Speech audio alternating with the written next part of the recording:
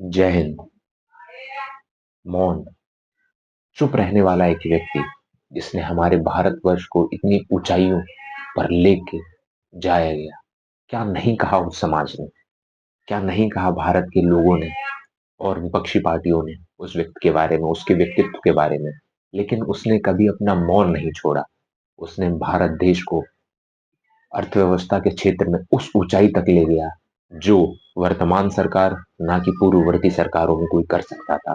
जी हाँ, मैं बात कर रहा हूँ डॉक्टर मनमोहन सिंह की, जिन्होंने अपने जीवन काल में भारत के लिए वो काम दिया और वो काम किया कि जो मिडिल क्लास है, लोअर मिडिल क्लास है और चाहे कोई भी तबका आज अछूता नहीं है।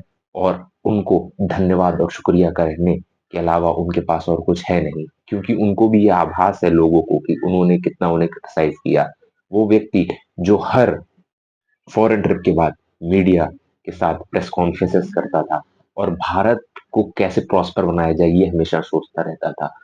विश्व मंदी का वो दौर जब पूरा विश्व रो रहा था, बिलख रहा था, लेकिन उस दौर में भी उन्होंने सब्सिडी जारी रखी, लोगों के हितों के बारे में सोचा और भारत की अर्थव्यवस्था को ऊपर निकाल के लाया। वर्तमान की बीजेपी सरकार है जो 2014 में प्रखर और मुखर तौर पर मनमोहन सिंह को क्रिटिसाइज कर रही थी, आज उनके चरण चुम्बन कर रही है। वो नहीं, सब लोग करेंगे, क्योंकि ऐसी शख्सियत ही थे डॉक्टर मनमोहन सिंह। हमको ये बात समझने की जरूरत है कि पॉलिटिक्स में जो ज्यादा बोलता है वो कुछ नहीं करता है और जो कम बोलता है वो कुछ करने का मादा रखता है।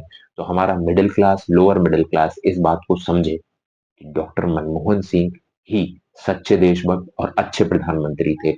वर्तमान में केवल हवाबाजी चल रही है और हमारे देश को बर्बाद किया जा रहा है। अर्थव्यवस्था को किस तरीके से माननीय निर्मला सीतारमण जी ने और वर्तमान सरकार में प्रधानमंत्री मोदी जी ने किस तरीके से बर्बाद किया है, ये आप सभी जान रहे हैं।